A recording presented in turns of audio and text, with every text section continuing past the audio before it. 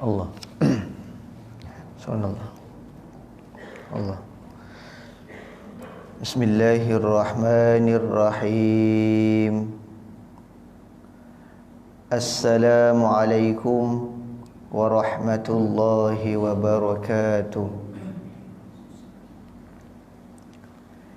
Innal hamdalillah nahmaduhu wa nasta'inuhu wa nastaghfiruh wa na'udzu billahi min shururi anfusina wa min sayyiati a'malina. Man yahdihillahu fala mudilla lahu wa man yudlil fala hadiya lahu. Ashhadu an la ilaha illallah wahdahu la sharika lah. Sayyidina wa maulana Muhammad. Amma ba'd. Faya ibadallah, ittaqullah, ittaqullah, ittaqullah. Usikum wa iyaya bitaqwallah. Fazal muttaqin. Qala Allah Ta'ala fi kitabihil aziz. Innama ya'muru masajidallahi man amana billahi wal yawmil akhir wa aqama as-salah wa ata az-zakah wa lam yakhsha illa Allah fa'asa ulaika an yakunu minal muhtadin. Wa qala Rasulullah sallallahu alaihi wa ala alihi wa sahbihi wa baraka wa sallam. Man shalla 40 yawman fi jama'atin yudriku at-takbiratal ula kutiba lahu bara'atani, bara'atun minan nar wa bara'atun minan nifaq, atau kama qala Rasulullah sallallahu alaihi wa ala alihi wa sahbihi wa barak. Sebahagian daripada tajuk yang kita sebut, apa dia? Imam yang terlupa, imam terlupa terhadap bilangan rakaat, iaitu sekira-kira imam tersebut telah pun menambah rakaat.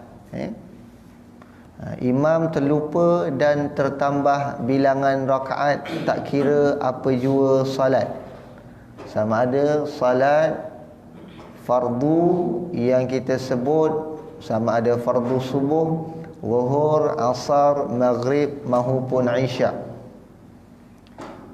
dan imam sangka itu adalah rakaat yang terakhir, tapi pada perkiraan makmum itu adalah rakaat tambahan. Maka apakah yang perlu dilakukan oleh makmum?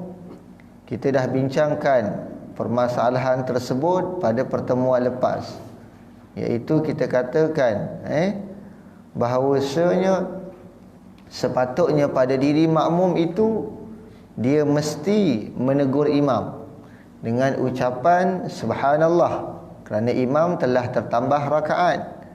Maka dia nak tegur imam itu bila? Maka kita katakan dia kena duduk tahiyat akhir dahulu. Imam yang bangkit berdiri tambah rakaat, maka makmum kena duduk tahiyat akhir dahulu. Dia duduk tahiyat akhir, biarkan imam berdiri terus. Kemudian kita katakan dalam keadaan dia duduk tahiyat akhir, maka dia tegurlah imam tersebut dalam keadaan dia duduk tahiyat akhir dengan sebut lafaz dengan menyebutkan lafaz subhanallah. Maka sekira-kira kalau imam tersebut bila ditegur dan diingatkan dia tak nak kembali kepada sepatutnya, kembali kepada yang sepatutnya, maka apakah yang perlu dilakukan oleh makmum? Dua pilihan.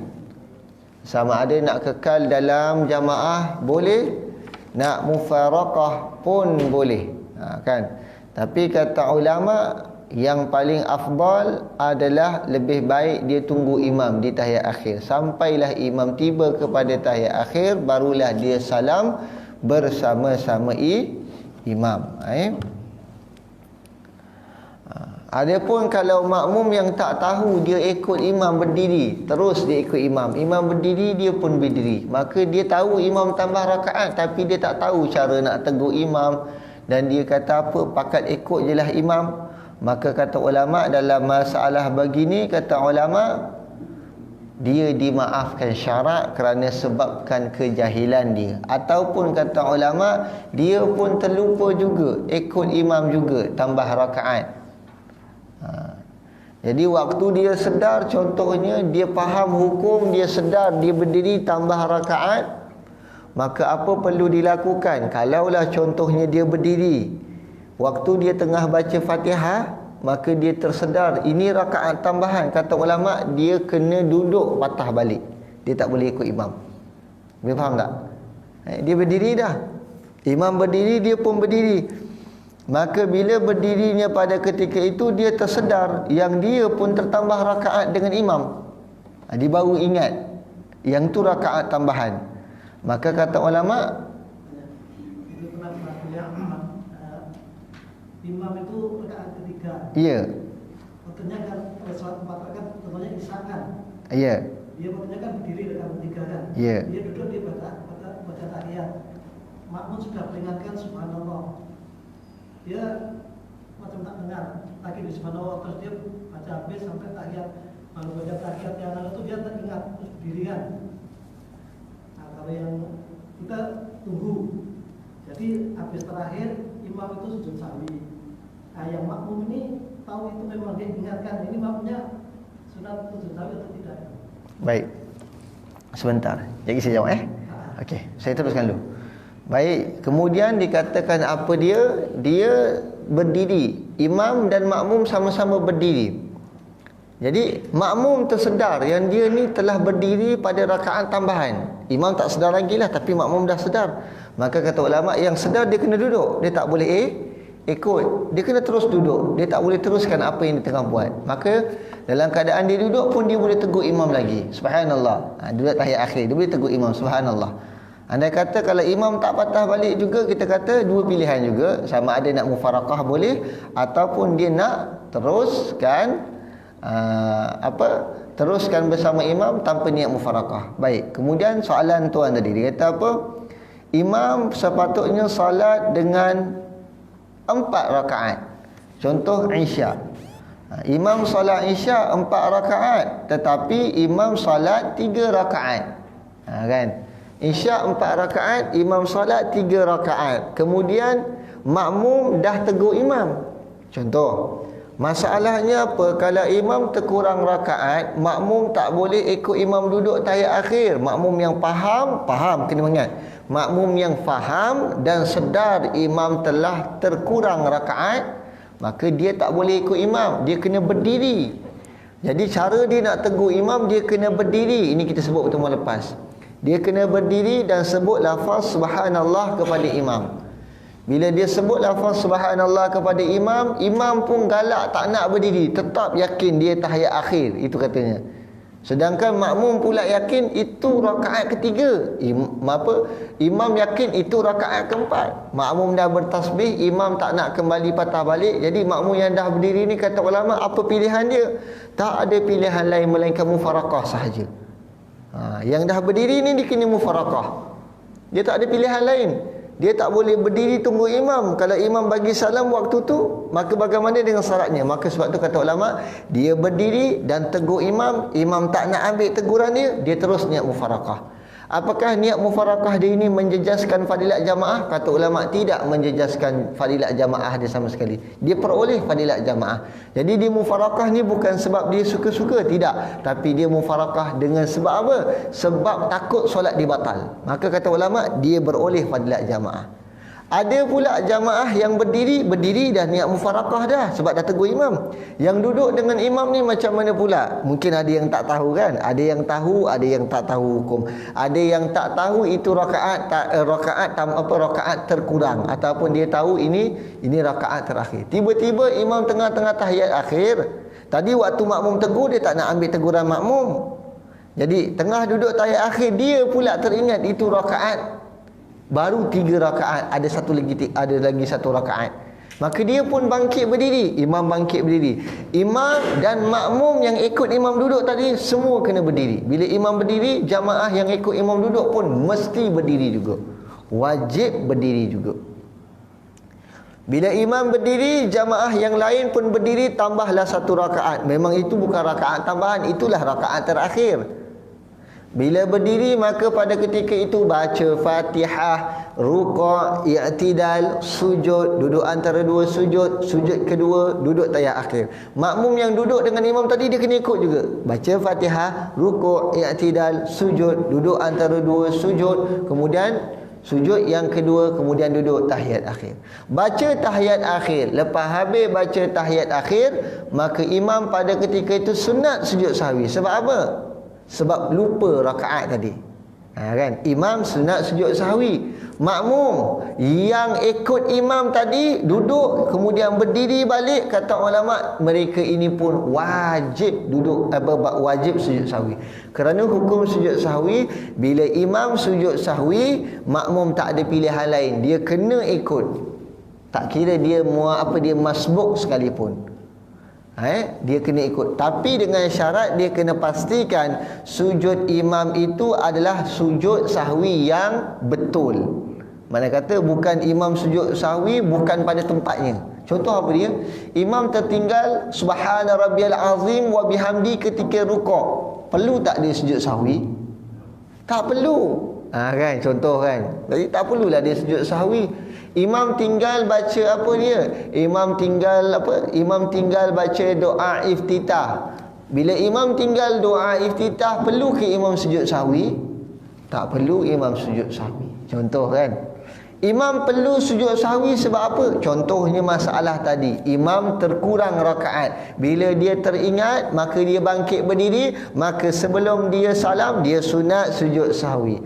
Bila imam sujud sahwi, makmum yang ikut tadi imam tu ikut imam yang sama-sama terkurang rakaat kemudian berdiri balik, yang ni pun makmum ni wajib ikut imam sujud sahwi. Katakanlah imam tak sujud sahwi, makmum sunat sujud sahwi.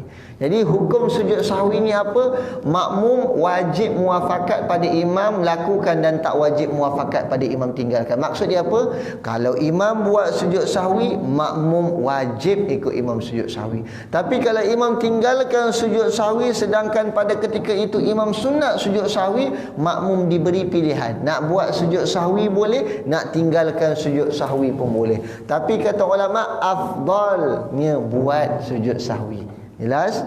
Adapun makmum yang dah niat mufarakah, selesai masalah, tak perlu ikut imam sujud sahwi lagi. Kerana apa?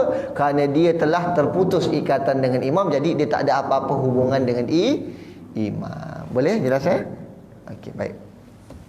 Hari ini kita nak masuk kepada persoalan kedua. Hari itu kita bincang persoalan pertama, betul. Kalau imam tambah rakaat, kita tak boleh ikut. Jadi hadisnya pun kita dah bincang. Hari ini kita nak sambung kepada halaman 152. Muka surat 152 pada persoalan yang kedua. Persoalan yang kedua. Soalan yang kedua apa dia, tuan-tuan? Bagaimana kalaulah imam itu tiba-tiba datang yakinnya yang mana dia telah tertambah rakaat? Kan? Mula-mula makmum tegur, dia yakin dia ni rakaat terakhir. Contoh kan? Contoh dia kan. Tadi kita sebut inilah dia yakin. Makmum dah tegur dah, makmum dah duduk tahiyat akhir. Makmum duduk tayat akhir, makmum tegur imam subhanallah, nak menyatakan imam dah tertambah rakaat. Imam tetap kata ini rakaat terakhir. Kan? Tiba-tiba apa dia? Tengah baca Fatihah, siratal ladzina an'amta 'alaihim ghairil maghdubi 'alaihim waladdallin. Amin. Kemudian imam rukuk. Allahu akbar. Rukuk. Bila imam rukuk pada ketika itu, kita katakan imam teringat tadi dia tertambah rakaat. Dia tengah tambah rakaat. Maka dia nak buat apa pada ketika itu? Ataupun Assalamualaikum warahmatullah, Assalamualaikum warahmatullah, Astaghfirullahalazim. Tengah wirid, tiba-tiba dia teringat tadi dia tambah rakaat. Nampak tak perbezaan dia? Yang tadi dia ingat ketika salat. Yang kedua dia ingat selepas salat. Imam tertambah rakaat dan imam ingat yang dia tambah rakaat, dia ada dua, ketika salat dan selepas salat. Kita bincang yang lepas salat dahulu, boleh? Okey, imam tambah rakaat dan dia ingat yang dia tertambah rakaat bila dia dah selesai salat. Maka bagaimana permasalahan ini untuk dibincangkan? Maka disebutkan dalam kitab ini di dalam Syarah Sahih Muslim. Syarah Sahih Muslim ni kitab yang dikarang oleh Al-Imam An-Nawawi sendiri. Kalau Syarah Sahih Al-Bukhari namanya kitab Fathul Bari, dikarang oleh Ibnu Hajar Al-Asqalani. Boleh faham? Tapi bila kata-kata Syarah Sahih Muslim dalam kitab ni ditujukan kepada Al-Imam An-Nawawi itu sendiri. Apa kata Imam Nawawi dalam kitabnya Syarah Sahih Muslim? Dia kata hadis yang kita bacakan tadi, ingat tak yang pada pertemuan lepas tentang Nabi tertambah rakaat? Nabi tertambah rakaat. Nabi solat zuhur 5 rakaat, sahabat ikut. Lepas solat, sahabat tanya, apakah solat zuhur ada penambahan? Maka Nabi kata, apa maksud kau ni? Maka sahabat kata, engkau solat zuhur tadi 5 rakaat ya Rasulullah. Maka Nabi terus sujud dua kali sujud, iaitu sujud sahwi. Daripada hadis yang kita baca tadi, apa maksud dia? Ini yang disyarahkan oleh Imam Nawawi. Dia kata apa? Kalaulah dalam hadis tadi imam teringat lepas salat dia tertambah rakaat, maka dia nak buat apa? Maka inilah kita pecahkan kepada dua bahagian. Apa dia? Jaraknya, tempoh masanya. Boleh faham? Tempoh masanya lama ke atau sekejap? Baik, contoh, imam tengah bagi salam, Assalamualaikum warahmatullah, Assalamualaikum warahmatullah. Imam pun istighfar, Astaghfirullahalazim. Tengah-tengah istighfar, elok dia istighfar, dia teringat tadi dia solat zuhur 5 rakaat. Contoh, tengah wirid ni. Ataupun tadi tengah wirid dia solat maghrib, dia teringat dia tersolat maghrib 4 rakaat. Maka apa dia nak buat? Kata ulama, dia sunat sujud sahwi. Boleh faham? Dia sunat sujud sahwi. Terus sujud sahwi pada ketika itu. Ini kerana apa? Kerana jarak masa dia lupa tadi dengan dia teringat kembali, kata ulama, tak lama, masih sekejap lagi.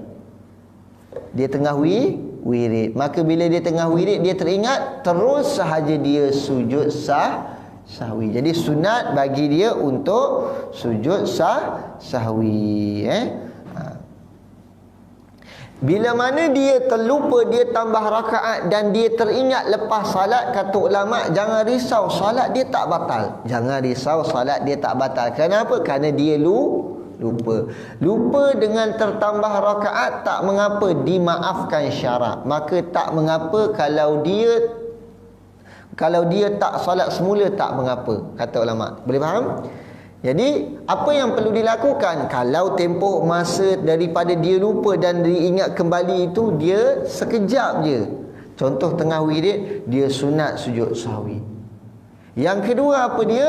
Kalau dia ingat kembali bila dia tengah makan dekat jamuan kat luar, tengah makan, tiba-tiba teringat imam tadi tengah tadi aku solat maghrib 4 rakaat. Maka di sini tak ada bezanya, dia tak sunat lagi sujud sahwi. Maka solatnya dah dihitung sah dah. Boleh faham? Yang kedua, yakin dia datang bila? Ketika salat. Kan?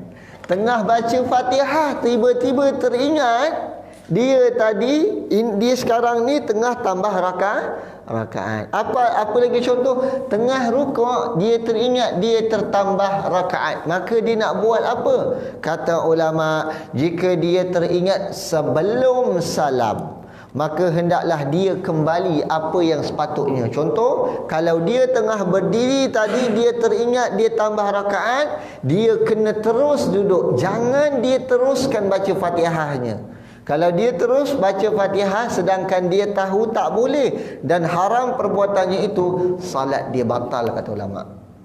Boleh faham? Jadi contoh macam mana? Contoh sujud kedua, Allahu Akbar, berdiri terus. Sebenarnya ni rakaat tambahan ni, tapi dia yakin rakaat terakhir. Baca bismillahirrahmanirrahim, alhamdulillahirabbil alamin, arrahmanirrahim, maliki yaumiddin. Tengah baca ni, maliki yaumiddin, teringat ini rakaat tambahan ni, hati dia berbisik. Maka kata ulama, dia tak boleh terus bacaan dia. Dia tak boleh baca iyyaka na'budu wa iyyaka nasta'in, tak boleh. Maka apa boleh dilakukan? Dia kena terus duduk tahiyat akhir. Boleh faham tak? Jelas tak? Ataupun contoh lain, apa dia dah habis baca Fatihah, dia ada tengah rukuk, Allahu Akbar, rukuk, subhana rabbil azim wa bihamdi. Baru sekali dia tasbih subhana rabbil azim wa bihamdi, dia teringat dia dah tambah rakaat. Kata ulama, dia kenapa? Daripada rukuknya tadi terus sahaja dia duduk tahiyat akhir dan bacalah dia tahiyat akhir. Boleh faham tak? Jelas tak? Yang ni kalau ingat dia ketika salat. Macam tu. Mama itu makmumnya makmum masbuk kan? Ya. Makmum masbuk, terus dia kan ikut imam. Ya. Jadi yang makmum masbuk itu memang tak tahu imam itu tertambah. Ya.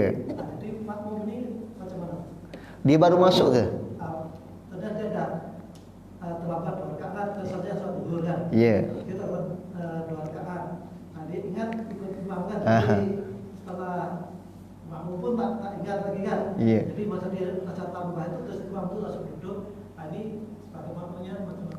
Baik, makmum masbuk dia tak tahu imam tambah rakaat. Sebenarnya dia boleh tahu. Saya ajar macam mana makmum masbuk nak tahu imam tu tambah rakaat atau tidak.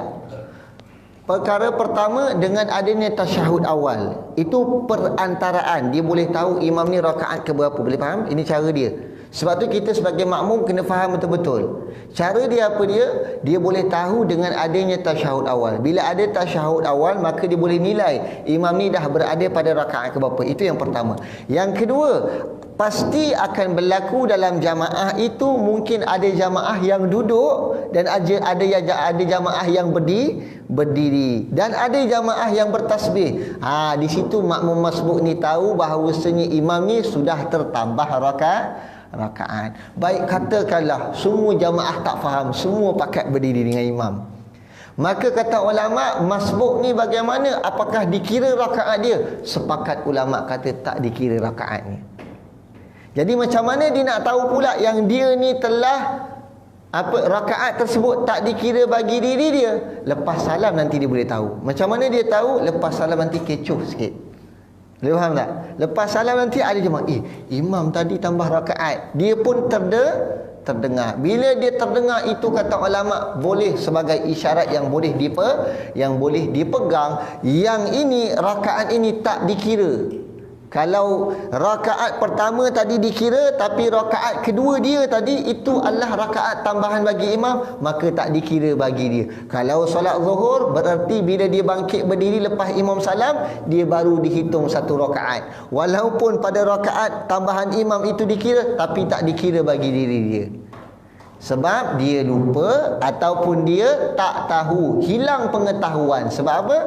Sebab dia tak tahu imam itu rakaat ke berapa. Sebab tu saya pesan pada tuan-tuan, jadi makmum kita bila masuk dalam jamaah, jangan terus solat. Kena nilai balik jamaah tersebut, imam ni berada pada rakaat ke berapa. Bagaimana nak nilai imam? Ketika kita solat pun kita boleh nilai, ataupun sebelum kita solat pun kita boleh nilai imam.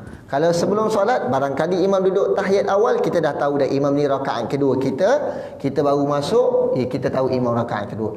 Ketika solat, makna kata waktu solat tak tahu, mungkin imam tengah berdiri, tak tahu rakaat ke berapa. Maka ketika kita solat tu, kita kena nilai cepat-cepat. Dengan apa? Dengan ilmu kita belajar. Maka kita tahulah imam tu rakaat ke berapa, apakah imam tu tertambah rakaat ataupun terkurang rakaat. Bagaimana kalau kita tahu imam tu tertambah rakaat bila kita tahu lepas solat? Lepas solat baru kita tahu imam tu tambah rakaat, maka kita jawab apa dia? Dia sah solat dia. Jangan risau, solat dia sah. Tapi cuma kata ulama, rakaat yang dia ikut imam pada rakaat tambahan tu tak dikira. Boleh faham? Rakaat tu tak dikira.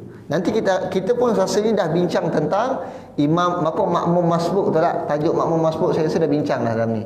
Kan? Tapi tak mengapa, kita ulang balik. Iaitu apa dia? Kalaulah sekiranya makmum itu masbuk dan dia ikut imam pada rakaat tambahan, maka kata ulama rakaat tambahan itu tak dikira bagi dirinya. Tapi kalau dia ikut tadi sah tak? Sah, sebab dia tak tahu atau dia jahil atau dia lupa, dimaafkan syarat. Cuma rakaat tambahan tak dikira, maka dia kena tambah juga rakaat lagi. Baki berapa dia kena hitunglah menurut perkiraan dia.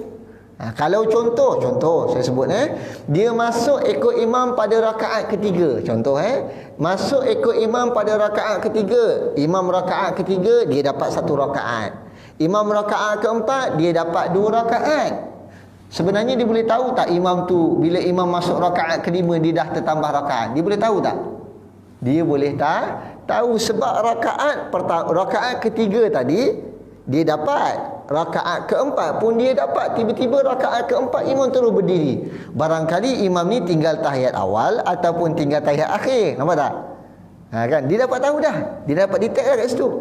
Maka di situlah akan jadi perantaraan imam tambah atau terkurang. Sekiranya kalau imam bangkit lagi tambah pada rakaat kelima, dia baru rakaat ketiga, maka bila dia berdiri, itu jadi kebarangkalian. Ini rakaat tambahan ke atau rakaat ketiga bagi imam? Boleh faham tak? Tiba-tiba pula sampai rakaat yang ketiga dia tu, imam terus duduk tahiyat akhir. Kata ulama, dia dapat detect imam ni tambah rakaat. Maka pada ketika itu khazaflah, terputuslah rakaat yang 3 tadi. Maka bila imam salam nanti, dia kena tambah lagi 2 rakaat. Jelas tak kat situ? Kerana rakaat ketiga bagi diri dia tak dikira, sebab itu rakaat tambahan bagi imam. Dia ikut sebab apa? Sebab dia tak tahu. Tapi kalau dia dah tahu, dia boleh ikut tak? Dia tetap juga tak boleh ikut. Maka dia kena juga duduk tahiyat akhir juga. Boleh faham Baik, sambung lagi. Imam teringat yang dia telah tertambah rakaat bila ketika salat, tak kiralah ketika tengah baca Fatihah ke, ketika tengah rukuk, maka dia tak boleh teruskan bacaan dia. Dia kena terus duduk tahiyat akhir. Ataupun dia teringat bila dia teringat tengah-tengah duduk tahiyat akhir, dia teringat yang dia tadi dah tambah rakaat. Maka kata ulama, yang tengah duduk tahiyat akhir ni terus kekal duduk tahiyat akhir. Tak payah buat apa-apa lagi. Boleh faham? Okey, baik. Apa yang perlu dilakukan pada ketika itu? Cuma ini yang kata ulama, kalau dia tengah berdiri tadi, terus dia duduk tahiyat akhir dan baca tahiyat akhir. Sebelum dia salam, dia sunat untuk sujud sahwi. Boleh faham? Itu jelas Dekat ayat itu boleh Jelas? Itu yang dibincangkan oleh para ulama. Kan? Berkenaan yang halaman 153 ucapan tasbih subhanallah subhanallah tu, tengok sebelah kan. Yang ni saya dah jelaskan kepada tuan-tuan dah tadi kaedah dia. Kan? Dah jelas dah, 153 dah selesai dah. Halaman 153 saya dah selesaikan dah. Halaman 153 dia kata apa? Cara macam mana makmum nak ucapkan tasbih kalau imam tambah rakaat. Saya dah ajar dah. Imam tambah rakaat, cara dia makmum duduk tahiyat akhir dan bertasbih dengan lafaz subhanallah. Jadi halaman 153 ni dah selesai dah. Saya dah bincang tadi dah.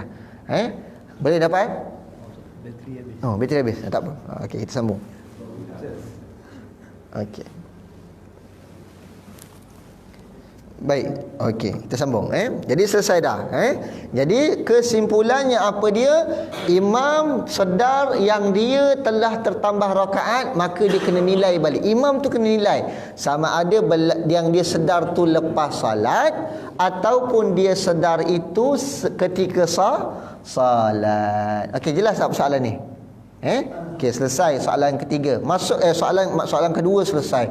Masuk kepada persoalan ketiga, halaman 154. Persoalan ketiga, apakah seseorang itu harus kembali melakukan sujud sahwi selepas salam? Kita kata tadi imam dah salam, betul? Dah salam tengah wirid, tiba-tiba ingat dia tambah rakaat, maka sunat dia lakukan sujud sahwi. Maka soalan dia, boleh tak dibuat begitu? Kata ulama, boleh, tak jadi masalah. Tetapi dengan syarat, bila dia dah sujud sahwi, dia kena bagi salam semula. Kerana apa?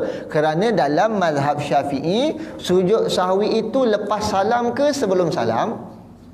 Sebelum salam. Berbeza dengan setengah mazhab. Ada sebahagian mazhab mereka sujud sahwi selepas salam. Ada. Tapi saya tak nak bincang. Cuma dalam mazhab Syafi'i yang kuatnya salam itu sujud sahwi itu dilakukan sebelum salam.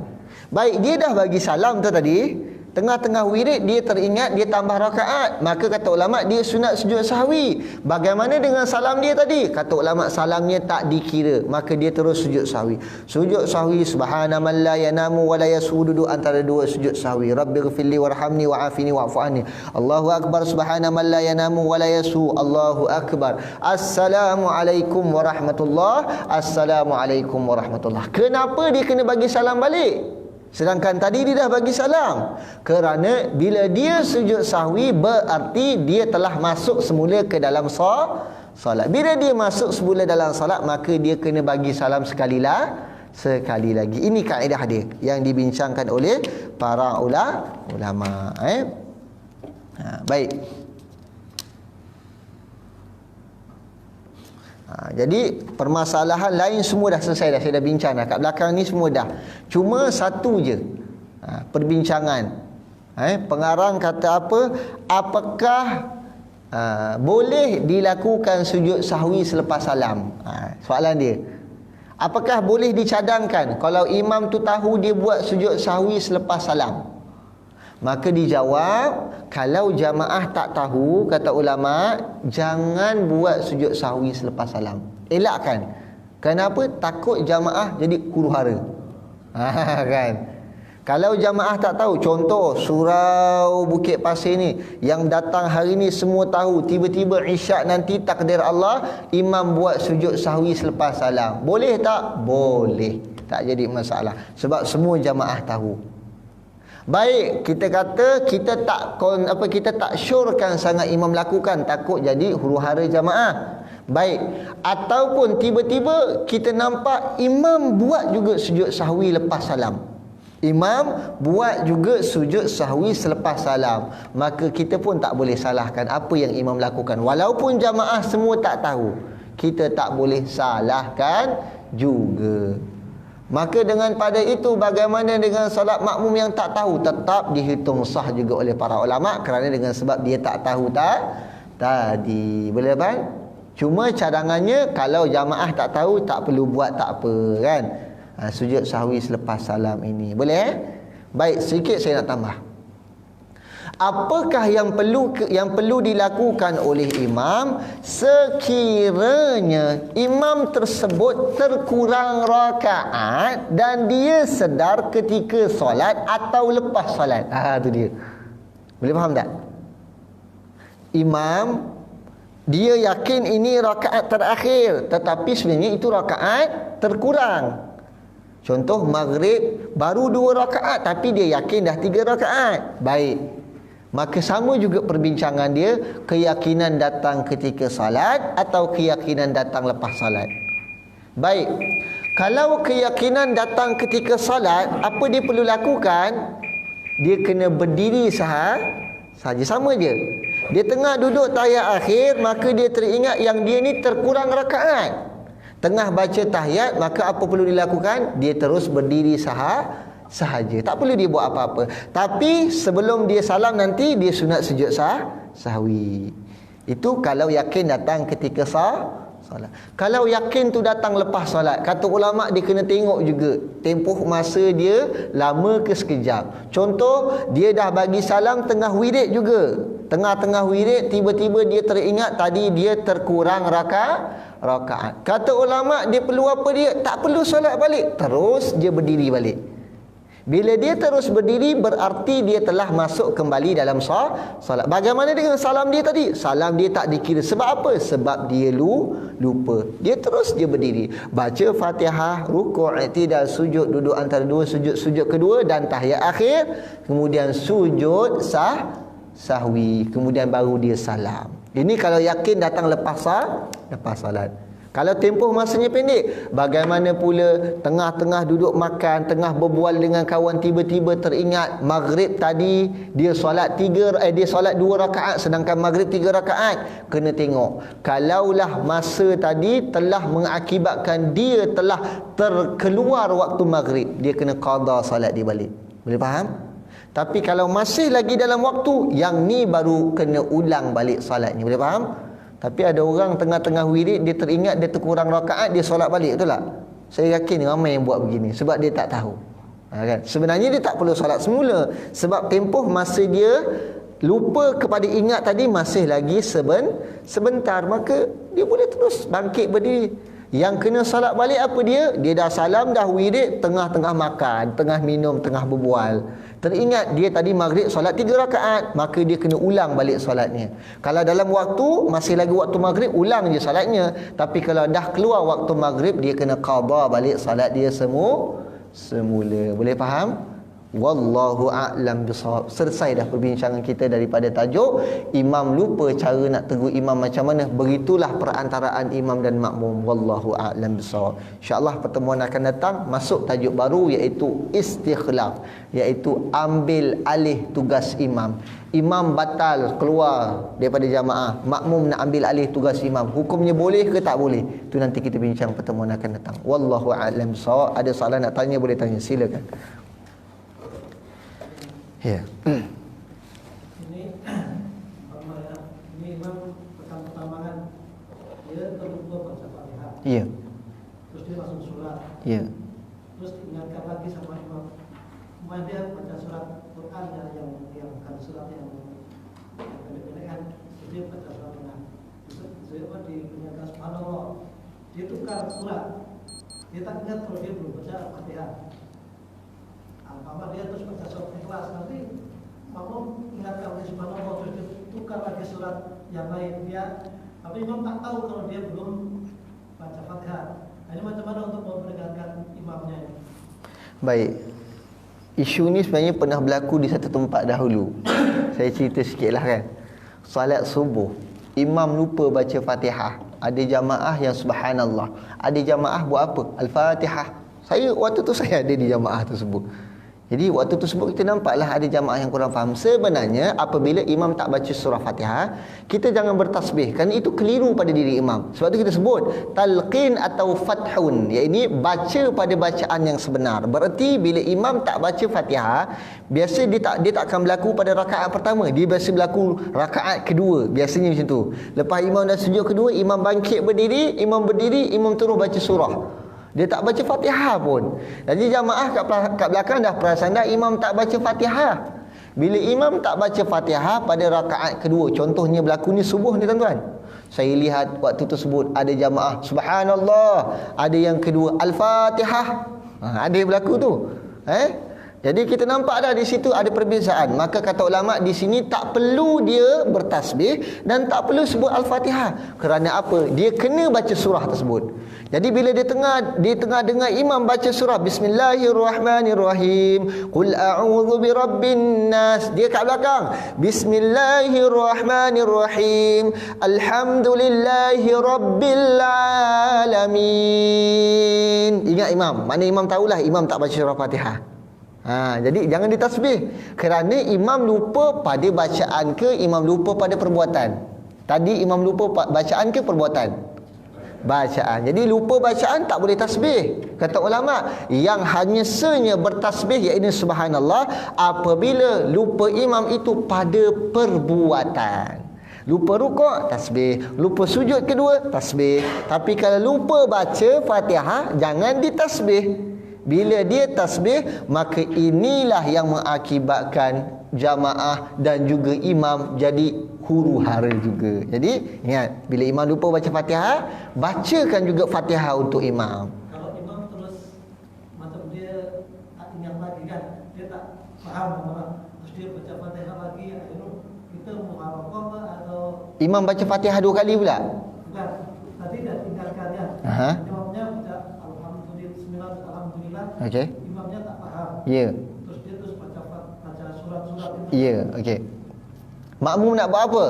Tak ada pilihan lain. Makmum kena mufaraqah. Kerana ini mengakibatkan terkurang rukun. Makmum yang sedar, contoh, imam bangkit rakaat kedua, imam tak baca Fatihah, terus baca surah. Makmum dah buat teguran yang betul, dia pun baca. Makmum buat apa? Bismillahirrahmanirrahim. Alhamdulillahi rabbil alamin. Imam terus minal jinnati wan nas. Allahu akbar. Imam rukuk juga. Maka pada ketika itu makmum tidak ada pilihan lain melainkan mufaraqah juga. Mufaraqah dia dah. Sebab apa? Sebab imam dah terkurang rukun. Satu rukun dia terkurang. Ini pendapat yang pertama. Pendapat yang kedua kata apa? Makmum rukuk sahaja dengan imam. Tapi lepas imam salam, makmum kena tambah lagi 1 rakaat. Tapi kata ulama, pendapat yang pertama inilah merupakan pendapat yang paling kuat dan paling banyak dipakai dalam mazhab Syafi'i, iaitu mufaraqah, kerana terkurang rukun. Boleh faham Jelas Okey, baik. Kalau semua Ya. imam sujud sahwi, tadi saya masuk masbuk, itu saya nak ikut. Masbuk kena ikut imam sujud sahwi. Walaupun waktu imam buat salah dia tak ada, tetap kena ikut imam sujud sahwi. Baru dia boleh bangkit tambah rakaat. Boleh faham Okey. Ada lagi satu soalan Assalamualaikum Ustaz, saya nak tanya, kalau terlebih kita solat sendiri kat rumah pun sama juga ke? Ya, sama juga. Walaupun kita bincang khusus untuk solat berjamaah, tapi kalau kita solat seorang diri dekat rumah, tertambah rakaat, maka dia sama juga kembali kepada masalah tadi. Ingat ketika solat ke atau ingat lepas solat? Dia kena nilai balik. Jadi permasalahannya sama juga. Sunat sujud sahwi kalau lepas solat dia ingat tapi tempoh masa pendek. Tak sunat sujud sahwi kalau dia ingat lepas solat tapi masa dah panjang sangat. Wajib patah balik kalau dia teringat ketika solat. Bila dah patah balik, sunat juga dia tampung dengan sujud sahwi kalau dia solat seorang diri dekat rumah. Sama juga hukumnya. Walaupun kita bincang hukum solat berjamaah, hukum hakam imam, tapi ianya juga terpakai bagi orang yang solat munfarid, iaitu solat seorang diri. Jelas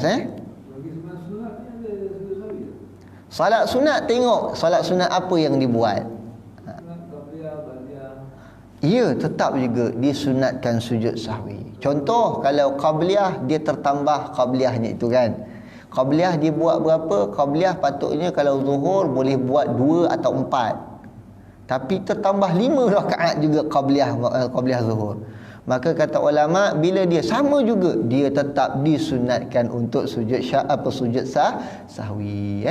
Hatta dalam apa? Kalau contoh salat sunat yang disunatkan lakukan secara jamaah, iaitu solat apa dia? Solat gerhana kan, contoh kan. Ataupun solat Aidain, iaitu Aidil Fitri atau Aidil Adha. Imam tambah rakaat, maka makmum kena tasbih dan makmum tak boleh ikut. Sama juga pengibaratannya.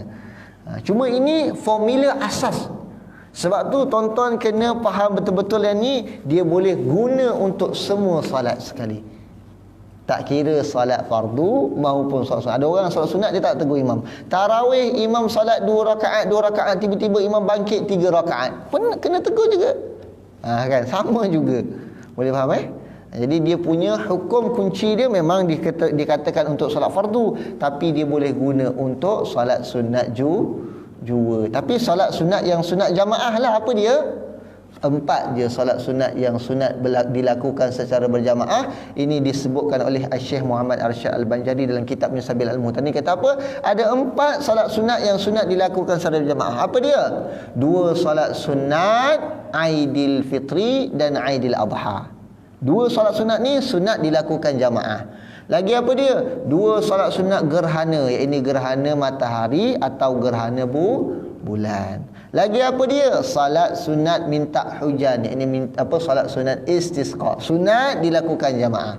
Yang keempat apa dia? Salat sunat tarawih, juga sunat dilakukan jamaah. Lain daripada ni tak sunat dilakukan jamaah. Kalau buat secara jamaah batal tak? Tak batal, cuma tak beroleh fadilat jamaah sahaja. Wallahu a'lam. Cukup tu saja. Janazah memang boleh buat jamaah, boleh buat seorang diri. Kalau buat jamaah boleh juga, cuma kalau janazah, contoh janazah ni kita dah buat 2 kali untuk dia. Kali pertama kita dah buat dekat hospital, balik rumah dekat masjid kita buat lagi sekali. Bagaimana dengan status salat janazah? Kata ulama, yang kedua itu dia akan jadi salat sunat mutlak, kata ulama. Sebab tu solat sunat jenazah ni, untuk kita nak solatkan jenazah, sunat lakukan sekali je, jangan buat 2-3 kali. Tapi jenazah tadi kalau orang ramai solat 2-3 round tak ada masalah. Cuma kita je sekali je disunatkan untuk solat jenazah. Jangan kita buat 2-3 kali. Kalau buat juga, jadilah yang kedua, ketiga, keempat tu kata ulama dihukumkan solat sunat mutlak. Ya tak? Tak mungkin, memang tak akan berlaku sujud sahwi. Kerana solat jenazah itu tak ada sujud. Kalau siapa buat sujud sahwi itu pelik.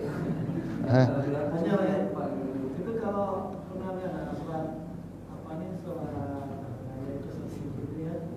imamnya sekali takbiran itu dia lepas takbir terus pada solat. Dia tak takbir lagi 7, betul? Apakah batal? Tak batal, kerana dia sunat. Tapi kalau dia buat, dapat pahala sunat. Contoh, apa dia? Dalam solat sunat raya, tak kira raya Aidil Fitri atau raya Aidil Adha, takbir pertama wajib, iaitu takbiratul ihram. Lepas takbiratul ihram, dia sunat 7 kali takbir. Ketika antara satu takbir kepada satu takbir, sunat dia baca subhanallah walhamdulillah wala ilaha illallah wallahu akbar wala haula wala quwwata illa billahil aliyyil azim. Kata imam lepas Allahu akbar takbiratul ihram, imam terus baca Fatihah. Imam tak 7 kali takbir. Batal tak solat imam? Kata ulama, tidak batal. Kerana apa? Kerana takbir yang 7 kali lepas takbiratul ihram itu hukumnya sunat sahaja. Jadi kalau dia tak buat, batal tak? Tak batal. Ataupun dia takbir terkurang. Sepatutnya rakaat pertama sunat 7 kali takbir, tiba-tiba dia takbir 6 kali sebab dia sangka 7. Pada takbir kedua dia buat 4 kali kerana disangka dah 5. Apakah batal salat dia? Tak batal. Salatnya sah tak? Sah. Jadi tak ada masalah. Okey, last akhir. Ya, salat qasar.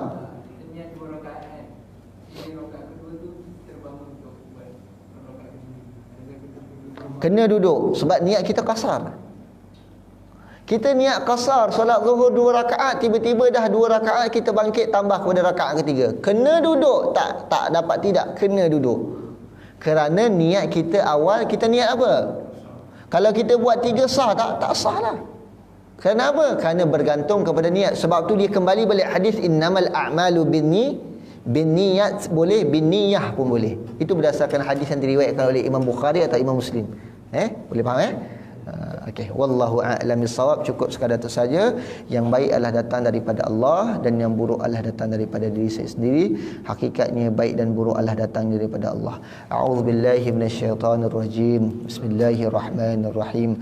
Alhamdulillahi rabbil alamin, wassalatu wassalamu ala asyrafil anbiya'i wal mursalin sayyidina wa maulana Muhammadin wa ala alihi wa sahbihi ajma'in. Allahumma faqihna fid din wa 'allimna ta'wil wahdina الصراط المستقيم صراط الذين أنعمت عليهم من النبيين والصديقين والشهداء والصالحين وحسن أولئك رفيقا يا أرحم الراحمين اللهم اختم لنا بحسن الخاتمة ولا تختم علينا يا الله بسوء الخاتمة اللهم إنا نسألك علما نافعا ورزقا واسعا وعملا متقبلا اللهم ارزقنا فهم النبيين وحفظ المرسلين وإلهام الملائكة المقربين اللهم إنا نعوذ بك من البرص والجنون والجزام ومن سيء الأسقام ربنا آتنا في الدنيا حسنة وفي الآخرة حسنة وقنا عذاب النار وصلى الله على سيدنا محمد وعلى آله وصحبه وسلم والحمد لله رب العالمين السلام عليكم ورحمة الله وبركاته